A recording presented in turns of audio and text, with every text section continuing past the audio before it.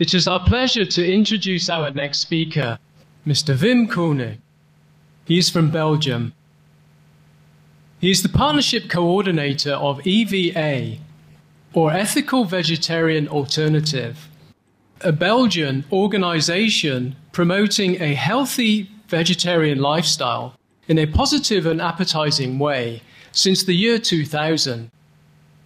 In May 2009, the city of Ghent, inspired by EVA, chose to permanently promote Thursdays as a day for avoiding all animal products.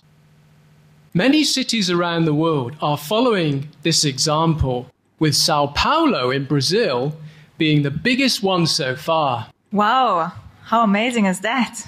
Mr. Koenig's wife, Mrs. Jovanka Steele, has also come from Belgium to be with us. She is an EVA volunteer. Let's give a big welcome to Mr. Wim Koenig. Yeah.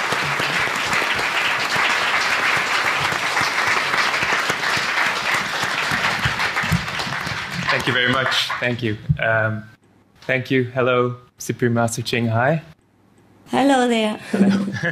Hello, everyone. First of all, my wife Jovanka and I would like to thank you for your gracious invitation. And we also bring you warm greetings from Marie-Jeanne Frédéric, who started Belgium's first vegan sanctuary that was awarded your Shining World Compassion Award for her organization, ASBL Fabienne, where both of us volunteer regularly. So thank you. But allow me to turn to EVA, EVA, as it's called, the organization which we represent here today. EVA stands for Ethical Vegetarian Alternative, and it's also the Dutch translation of the name Eve, which according to biblical tradition is the first woman and possibly the first vegetarian on earth, judging by her appetite for forbidden fruit. So, Very Eva has been active in Belgium since the year 2000, as we just heard, promoting the healthy vegetarian lifestyle in a positive and appetizing way. With minimum means, but with maximum of enthusiasm, Eva has helped to turn its home city of Ghent into a true vegetarian example with 13 vegetarian restaurants, of which at least 3 are completely vegan. So statistically, that comes down to 1 vegetarian restaurant per 18,000 inhabitants, which we think might be a world record. So. Ah, bravo.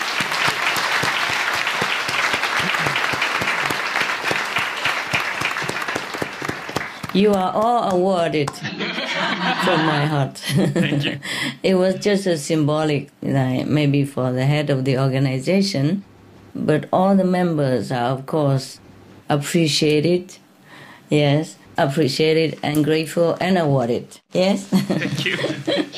We could give 1,000 awards to each of you, but I mean, we're not working for award anyway. By all means. Thank you.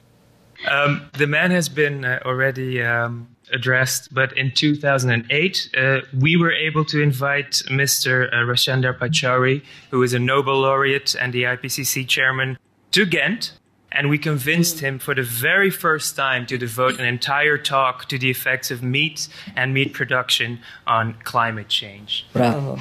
600 people attended, and interviews appeared in all the major newspapers. But our proudest moment up till now has undoubtedly been the declaration on May 13th of 2009 of Thursday as the official weekly vegetarian day in the city of Ghent.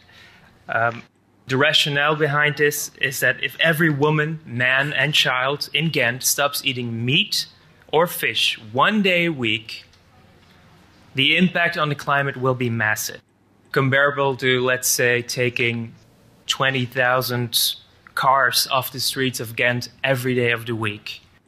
Wow. The reaction to our weekly Veggie Day, as we call it, Thursday Veggie Day, has been beyond our own and anyone else's expectations.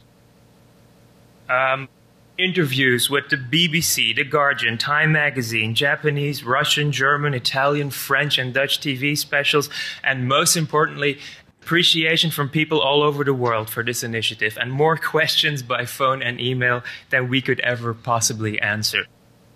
Wow. Congratulations. We have no ready-made answer to the question, why is this Thursday Veggie Day such a success? But I'll try and venture a guess.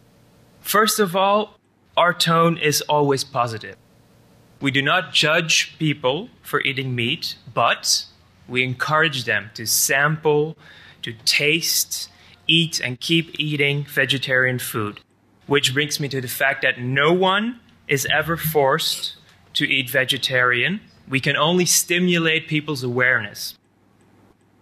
But the idea of Thursday Veggie Day is based on a motivated choice. So not on pressure, not on guilt, or stories of gloom and doom. In other words, we invite people to try new things by presenting appetizing and 100% vegan recipes in our publications and magazines. Thirdly, we always try to be playful and fun. And as you can see here, most of our publications are full of colorful cartoons, humorous pictures, and content. This one being mainly colorful, not so much funny, as you can see. Fourthly, and perhaps most importantly, we do not focus on one particular reason for eating vegetarian food. We always present 5, not 10, 5 important reasons to eat less meat. And they are, 1, eating vegetarian food will be a treat for your taste buds. You will discover beautiful, rich, and previously unknown taste sensations. Secondly, you're taking care of your own health. The average European eats massive amounts of animal protein.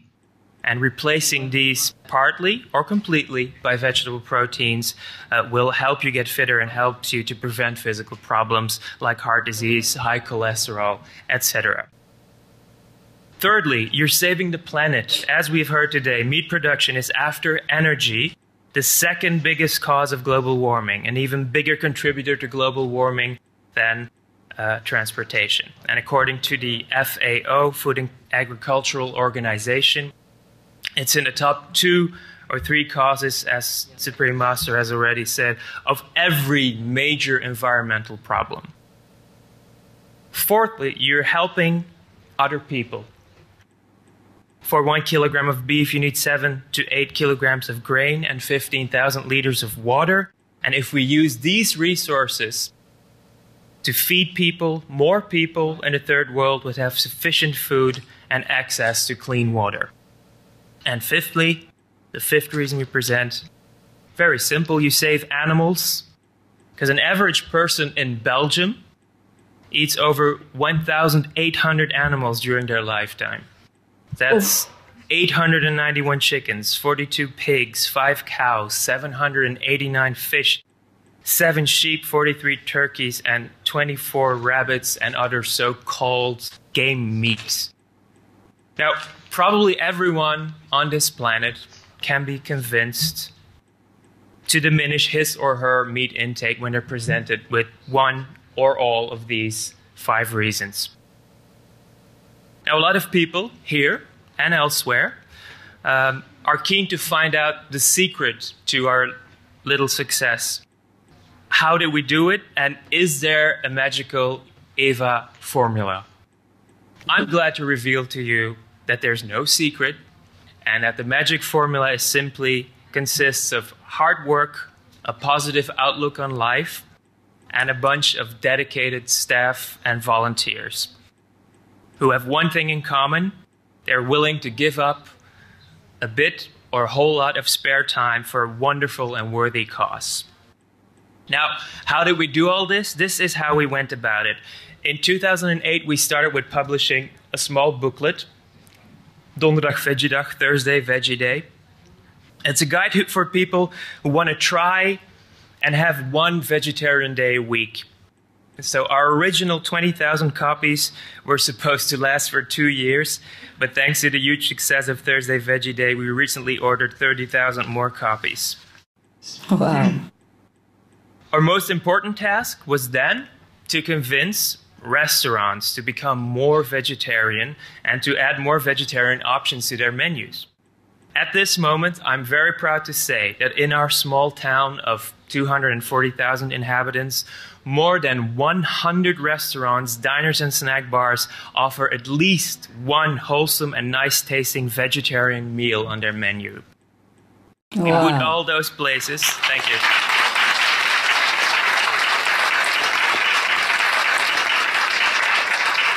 Very proud of you. We're very proud of you. I didn't do it myself, but thank you very much. It's, All of you. I thank all my colleagues. Thank you. So all those places, all those 100 restaurants, we put on a vegetarian street map of Ghent. So you can see it here. So that everyone who visits Ghent can easily find their way to a restaurant of their taste. At present, almost 100,000 of these maps have been distributed, and we recently had another reprint due to the incessantly popular demand. Wow. Since May of 2009, thanks to the cooperation of the Ghent City Council, 2 city cafeterias where a lot of civil servants have their lunch have started to serve an extra special vegetarian meal on Thursdays.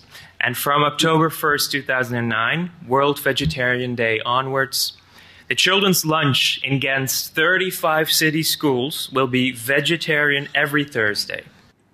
The campaign to launch Vegetarian Thursday in schools, it features Little Red Riding Hood, who's relieved because she doesn't have to be afraid of the wolf. On Thursday, he's simply eating carrots. Very smart. Funny. We're very proud of everything we achieved with this campaign, and we're proud that 3 other important Belgian cities, Hasselt and Mechelen and now also Aalst, have asked us to help them with their own Thursday Veggie Day. But we're also proud, and we're humbled by the reaction in other cities around the world. Sao Paulo, as has been said, one of the biggest cities in the world with more than 15 million inhabitants, they have declared Monday as their Veggie Day. And we hope it becomes the first in a series of cities around the world to follow the example of Ghent. We continue to do our job in the firm belief that being vegetarian is one of the most powerful things an individual can do to change the world. Through eating vegetarian, one improves one's health, the health of the planet, and the fate of the animals. But most of all, the individual person changes, allowing him or herself to open their heart to others. Veganism is perhaps the single most important step towards a new world in which we can all live in peace. Thank you very much. Thank you. Thank you, thank you. Bravo. We like your group.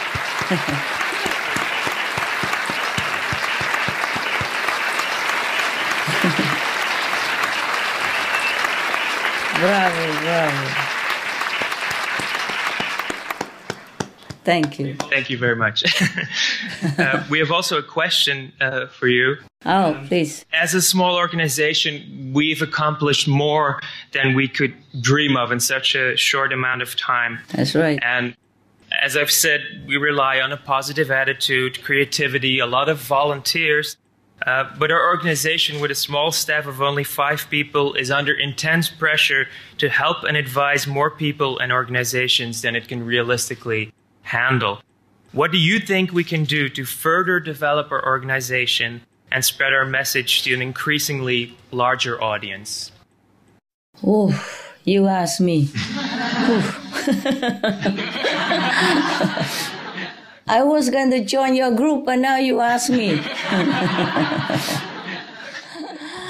Hi, Mr. Cohen. Mr. Cohen. Oh, I'm so proud of you guys, and Thank you ever so much. God bless you so much.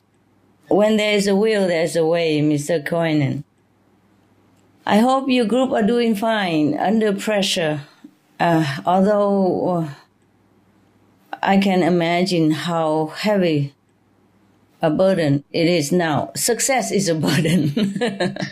Yeah, I know all that. But nevertheless, we have to continue, We have no other choice. We must. Yes. I am also in deficit of staff. Yes? We are in the same boat, Mr. Koinen. Yes? No matter how many staff I have, no matter how many volunteers I have, I always feel we don't have enough people. Yes? And I myself could do with like what the Kuan Yin Bodhisattva does, like 10,000 eyes, 10,000 arms. Yes? But unfortunately, it doesn't grow on my body. Now, no matter what, we just have to do, Mr. Koinen. Yes? But thank you, all of you guys, the volunteer and the staff, for all the hard work, all the pressure that you undergo to spread the VIểT trend, and in such a positive way. I'm so impressed, and I'm so happy, truly. It was really funny, smart, and positive, and successful. Maybe everyone should learn a little bit from this EVA program. So thank you for showing people this exciting, compassionate way of life and helping countless loving, defenseless animals as well. We are going in the same direction, and of course we are having the same problems. Now you know the problems. I don't have to tell you, you know my problems by now. Everyone who is working to better the environment or the welfare of all beings on this planet understand your problem. Believe me, they understand more than 100%.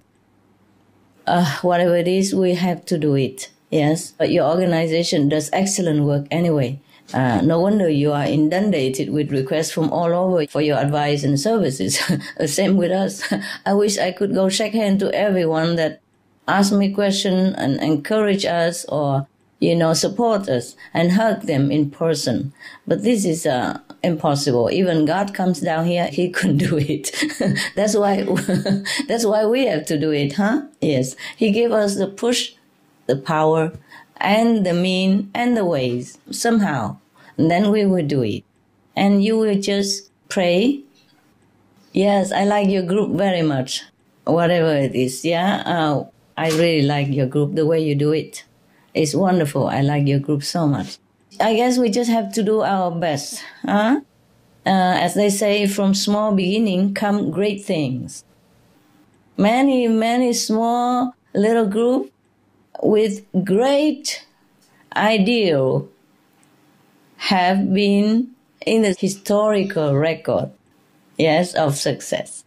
So you're just one of them, and you may be the best of them. You may be one of the best. From what I understand, your group, EVA, Ethical Vegetarian Alternative, is very, very creative, respected, smart, and successful in promoting the vegetarian lifestyle to the mainstream world.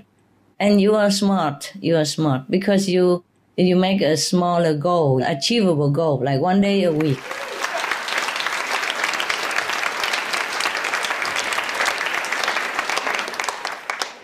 My heart is just burning, burning with pain and sorrow for the animals and for the spiritual degrade of our planet.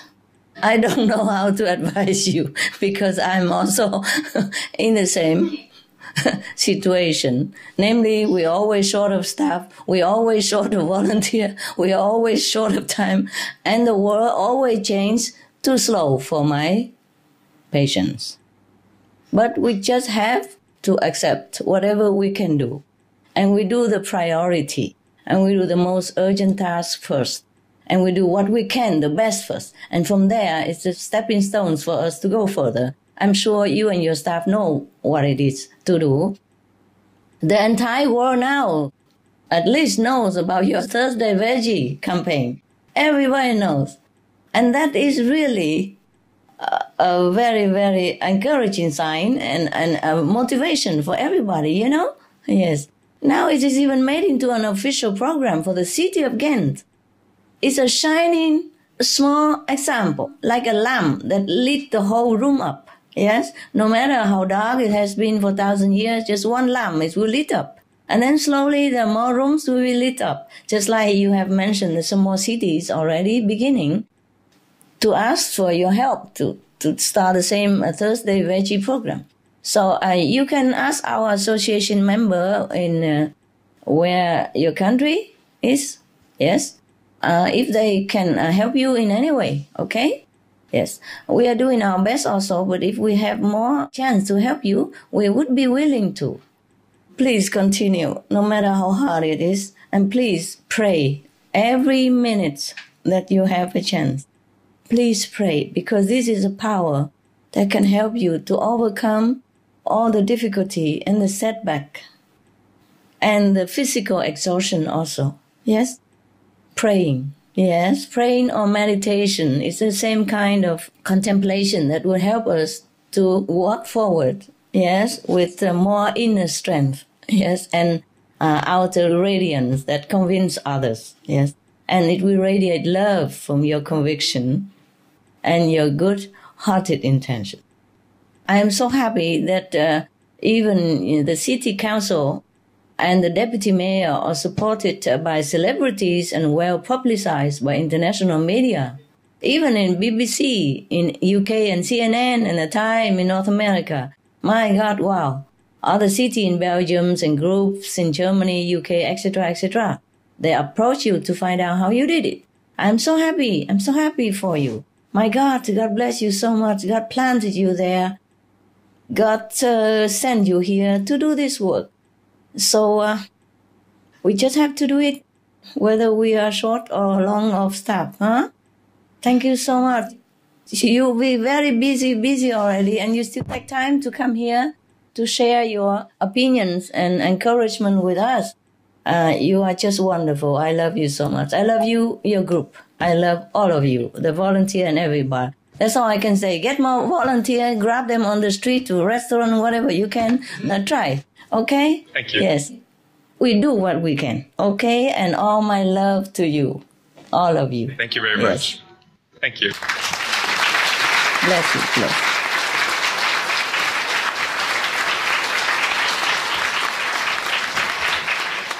And by the way, you're good looking also outside. Huh? You're also handsome outside. Huh? Not only inside. If that helps, yeah, to to make you work further, encourage, and feel a little bit more cheerful. Thank you. Anyway, you, your wife, and the rest of the company, huh? Thank you. Our final speaker today is Mr. John Carmody. He has come all the way from Ireland, where he founded the Animal Rights Action Network, or ARAN. This organization is the most successful animal rights group in Ireland, and he is responsible for overseeing all the activities of the organization across Ireland, including fundraising, organizing volunteers, campaign work, education, and programs. We extend a heartfelt welcome to John. We are proud to have you here. Yes, we are. Well, hello, Supreme Master. How are you? I was waiting for this for a long time. Hello. Well, I finally got it. Okay, well, I just want to say thank you very much for having me here today. Like your colleague has just said there, I'm head of the animal advocacy group, the Animal Rights Action Network, and we're based in Ireland. And what we do is we work to educate and promote a cruelty-free, compassionate and kind lifestyle. I'm delighted to be here this afternoon, and like I said, I'm excited that I've been given an opportunity to express my delight and appreciation for your new book, The Noble Wilds.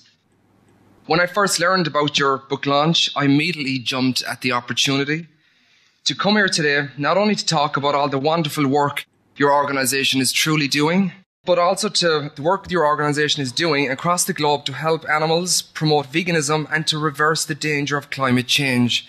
But because I have wanted to meet you for quite some time, so I am grateful that I've been given an opportunity to speak today. In Ireland, I formed the Animal Rights Action Network when I was just 16 years of age. Oh. Yeah, it was almost 12 or 13 years ago. My life changed after I seen images of Canada's seal hunt on the front cover of an Irish newspaper. And I knew that I had to do something to help stop that cruelty I'd observed in a morning newspaper. It changed my life forever. Since then, I've led the Animal Rights Action Network into becoming Ireland's largest and most respected animal protection group there is in the country.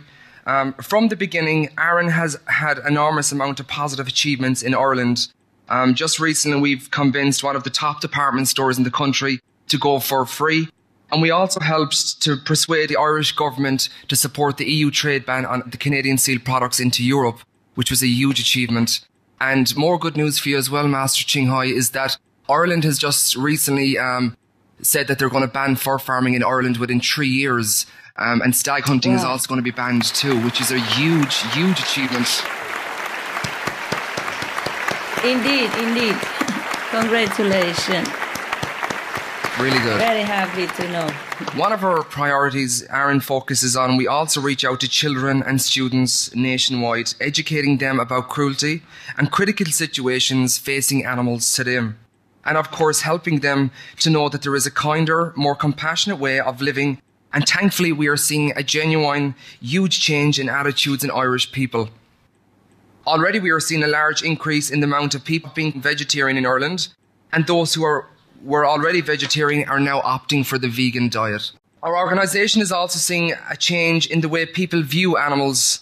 Nowadays, there is far more press coverage talking about cruelty to animals, more than whatever I can remember since I formed the organisation. Today we receive calls almost weekly from Irish radio stations requesting interviews from Aaron and national newspapers demanding comment on animal issues, which is really good too.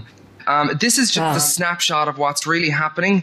And although we are working hard to reverse an age-old way of thinking about animals, Animal Rights Action Network is devoted to moving heaven and earth to help stop the cruelty and protect our animal friends on this planet. When I read your book, The Noble Wilds, I could not help to be taken in by your message of being kind to animals. Much of what you say and convey makes so much sense. What I like about your book was that you impart many touching stories that are bound to touch the hardest of hearts and to reach out to those who have a heart. In the Noble Wilds book, you enlightened the reader about a female goat and how when she became pregnant, ran away from her human caretaker. This loving little mother goat telepathically told you that she was concerned for the lives of her unborn babies, as she feared her human caretaker would eat her baby goats after they were born. Thanks to your intervention, the story was a happy ending. I now realise that animals completely understand the thoughts and intentions of humans around them.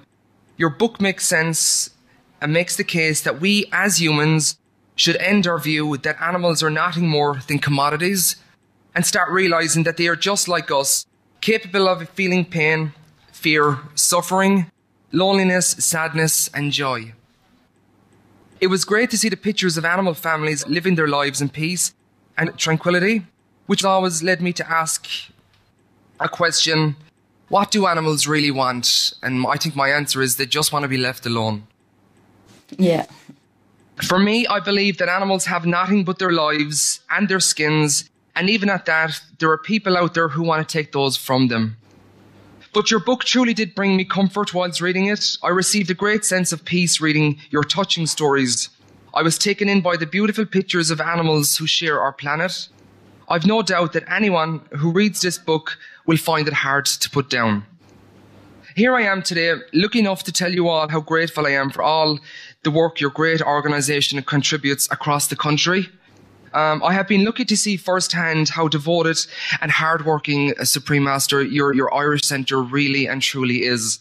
They do so much good work. Much of the work Animal Rights Action Network does in Ireland would not be possible if it was not for the kind, support we receive from your Irish Centre. So I'm so grateful that, they're lending out and helping us do so much more. As we go forward, we know that there is quite an amount of work that still needs to be done.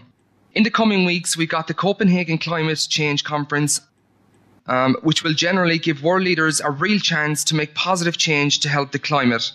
It's also a wake-up call to all those who tend to know that when they sit down to dinner, that their meal may very well have come from an innocent animal who suffered to be that person's steak or ham sandwich. And that eating meat is known to be far more deadly to the Earth's climate than pretty much any other industry on the face of this planet to have connections with greenhouse emissions. And finally, my dream is to see this world reverse all the suffering, all the cruelty, all the exploitation, and to start working towards a society that respects everyone, including our animal friends. I leave you with a quote from Henry James, and that quote is, "There is 3 things in human life that are important. 1 is to be kind, the 2nd is to be kind, and the 3rd is to be kind." Thank you. Yes.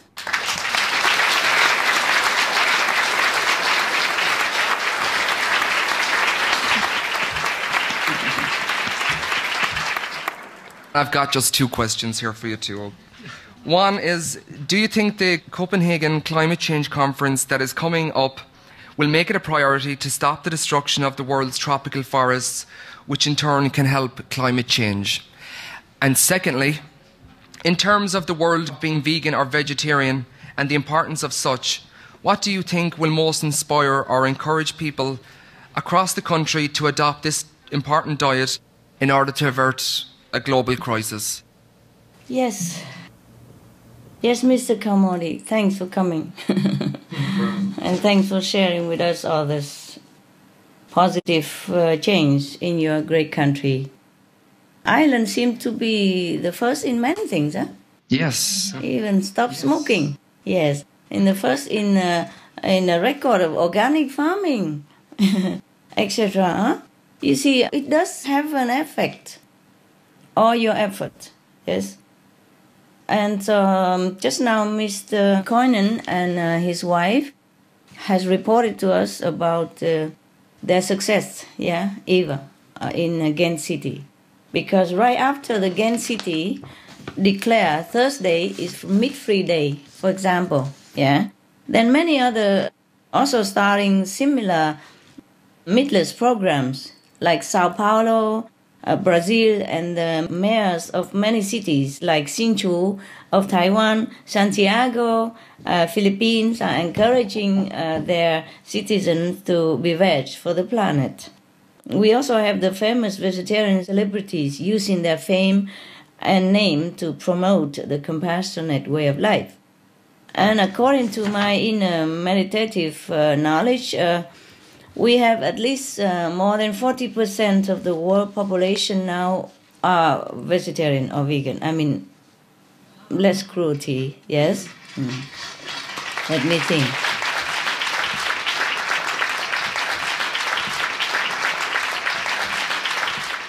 We have almost 50% or something now. Wow, really? I can't hardly believe it. That's even better. Oh, God, thanks. Yeah, thanks, heaven. Yes. Thanks, heaven. Yes. That counted also those who are part-time vegetarians. But nevertheless, it's already very encouraging side. Yeah? Put all together, we have like 50%. My God. Okay. And more schools are giving vegetarian and vegan options for lunches. Yes? Like in the US, since 2003, 40% more schools now offer regular vegetarian meals. That is 2 out of 3 schools offer regular vegetarian meals.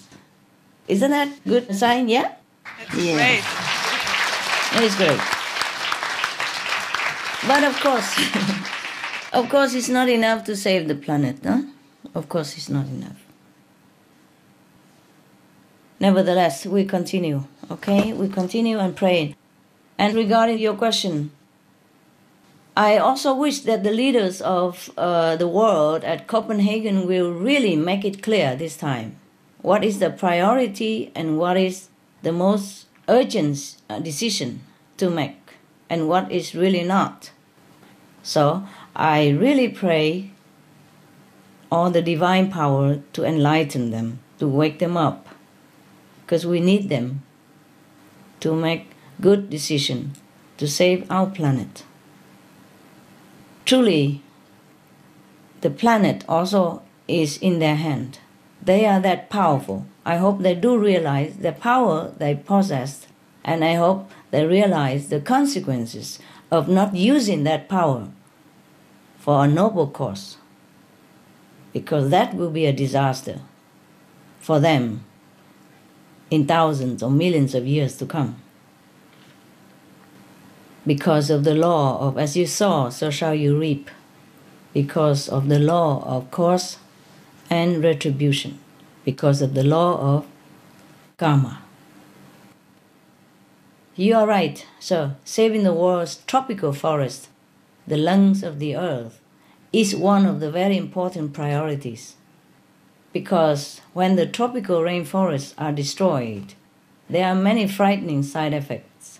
It's not just the permanent changes to the world's temperature, rainfall, and weather patterns which the forests regulate. It's not just about the millions of people who might lose their livelihoods that depend on the forest. There is more to it than that. There is the extinction of plants and animal species that is 100 times faster than what is natural. And it ruins our ecosystems. And there's also the rainforests themselves. This is important. The rainforests themselves normally is our protectors. But as the climate gets warmer, instead of absorbing CO2 to protect our planet climate, they will be emitting back CO2 as well. And that will be harmful to us. By harming the rainforest, by destroying the planet, by raising animals, we are turning our protector, which is the rainforest, into a harmful agent. They will not be helping us. They will not be helping us, the rainforest, if the climate gets warmer. But instead, they worsen. They will be worsening the global warming problem because they cannot absorb the CO2, but they will release all the CO2 that is already contained in their kingdom. Now, we need to look at the main reason why there is deforestation. Yes, we all know there is a whole industry behind it in most of the cases, namely the livestock industry. For example, 91% of the Amazon deforested since 1970 was used for what? For grazing pasture. Meaning that the number one reason for deforestation of the Amazon, which is the greatest lung of our planet, is to raise cattle. And the second biggest reason also for cattle. They grow the soil to feed the cattle. And of course other animals as well. By the way, yes. NASA reported that once the forest is cleared for pasture or feed crops, the soil itself becomes a large source of emitting carbon. The soil itself even. So not only that, the fires that burn down the trees also release a lot of carbon dioxide, CO2. The Amazon rainforest alone contains more carbon dioxide than 10 years' worth of all human-produced greenhouse gases. Plus, when we burn the forest, we release black carbon, which are particles of soot that trap 680 times the heat of the same amount of CO2. Now, blame whom? Don't bother blaming CO2. Yeah. Especially because they are black. You know, these soot from the burnt black rainforest, they hold a lot of heat.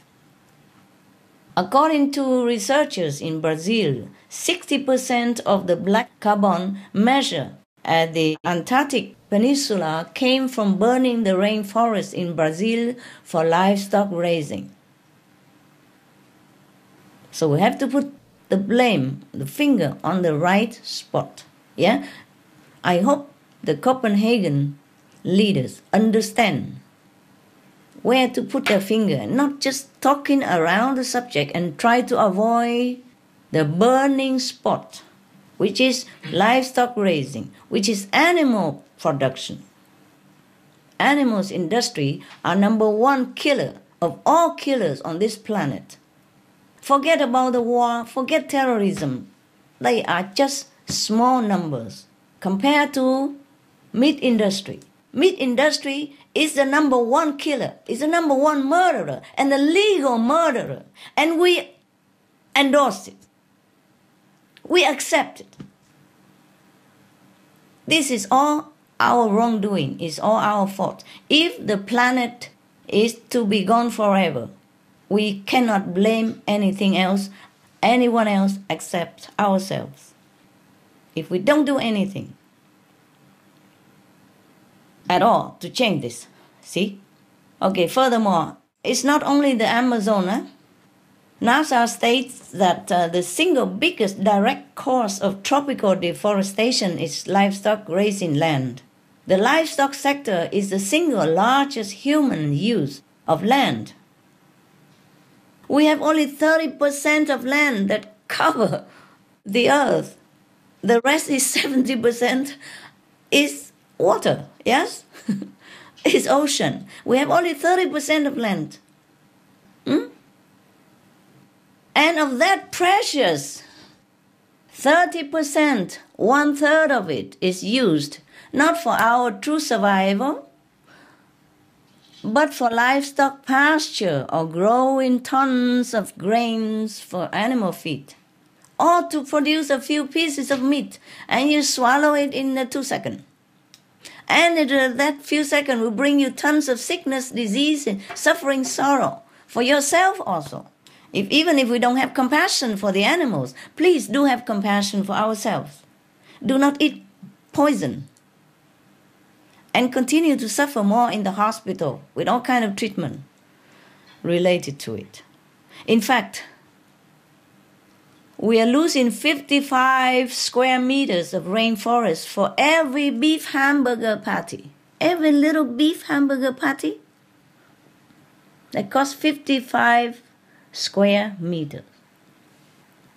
This is a pity because we have better, more delicious, more nutritious, more healthy and safer alternatives to hamburgers to nourish ourselves anyway.